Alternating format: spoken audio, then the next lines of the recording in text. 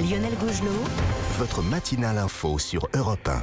6h20, l'innovation comme tous les matins avec Anissé Mbida dans votre matinale de l'été. Bonjour mon cher Anissé. Bonjour Lionel, bonjour à tous. Alors voilà un sujet qui devrait intéresser ceux qui peut-être nous écoutent actuellement dans les bouchons au volant de leur voiture ou qui vont les retrouver, ces bouchons à la rentrée. On a trouvé une technique, Anissé, pour diviser par 2 le nombre d'embouteillages. Dites-nous comment ça fonctionne, simplement avec des feux tricolores, j'imagine ? Oui, c'est le genre d'idée, on se demande pourquoi personne n'y a pensé avant. Oui. Aujourd'hui, quand la circulation se dérègle, ou qu'il y a un bouchon qui se crée sur un carrefour, qu'est-ce qu'on fait ?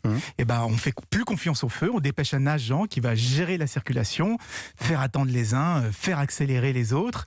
Eh bien, l'idée, c'est d'avoir tout le temps un agent virtuel, une intelligence artificielle qui gère la circulation, mais tout ça à l'échelle de la ville entière. C'est-à-dire qu'on va utiliser des caméras qui vont suivre aussi bien les flux de piétons que les flux de voitures, et dès qu'elles détectent un ralentissement, pof, elles vont coordonner tous les feux environnants, avant, après et sur les intersections pour permettre de fluidifier la circulation. Alors, est-ce que c'est déjà en place quelque part, Anissé ? Oui, dans la ville de Pittsburgh aux États-Unis, il y a déjà près de 200 intersections connectées.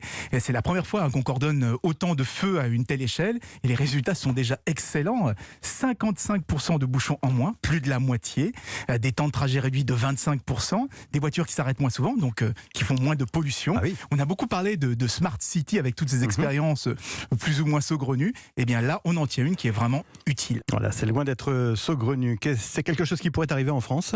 Bien sûr, mais vous savez, il s'agit avant tout d'une volonté politique. Or, pas mal de villes préfèrent faire la guerre aux automobilistes. Moi, je dis que tant qu'il y aura des feux et des routes, eh bien, ça serait quand même une bonne chose d'avoir des feux intelligents. On trouve tous ridicule de rester bloqués le soir alors qu'il n'y a aucune circulation. Des personnes âgées ont peur de traverser la route parce que le feu ne dure pas assez longtemps. Des enfants se retrouvent à courir pour être sûrs de traverser avec leurs copains.